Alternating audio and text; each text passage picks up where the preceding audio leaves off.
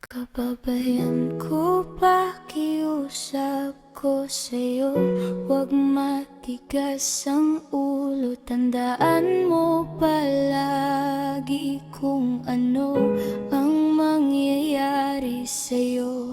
Pamilya mo rin masakripisyo kung sumuko na ang katawan mo, dahil sa katigasan ng iyong ulo.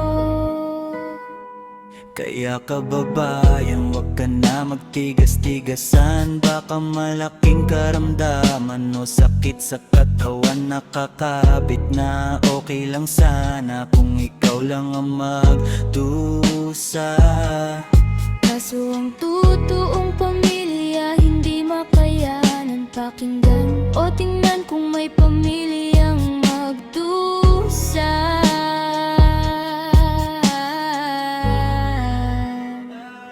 Kaya maawa ka sana sa iyong pamilya.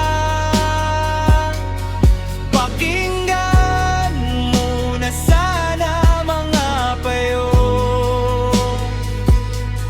o sinasabi nila, at bigyan mo ng halaga para ikaw at pamilya hindi magdusa.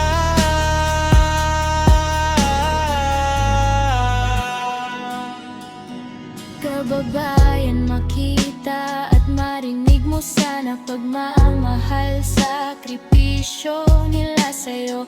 Huwag kang sobrang makasarili, baka sa huli sobrang pagsisisi iyong maani.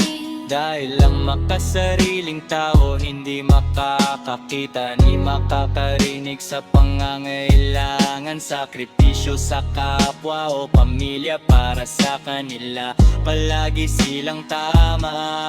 Kaya karaniwan din sa mangyayari nila, bagsak palpak ang dala at sobrang panghihinayang na lang sayang.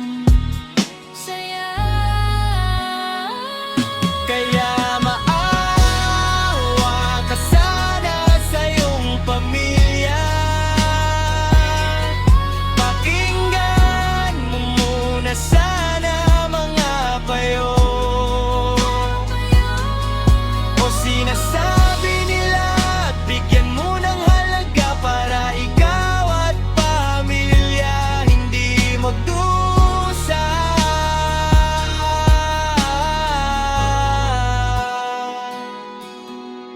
Tandaan, kababayan, kung ikaw laging sinasabihan o pinapayuhan, dapat mo sila pasalamatan, dahil ito ang malaking palatandaan na mahal ka nila at hindi ka pababayaan. Ilagay lagi sa isip mo, wala silang makuhang sahod sa'yo o sa ibang tao. Ginawa nila ito dahil sa pagmamahal nila sa Kaya bang may panahon ka pa sana yung nadarama, pagmamahal nila lolo, lola, ati, kuya, tiyahin, tiyohin, mama at papa na sila din magdusa. Subscribe to my channel.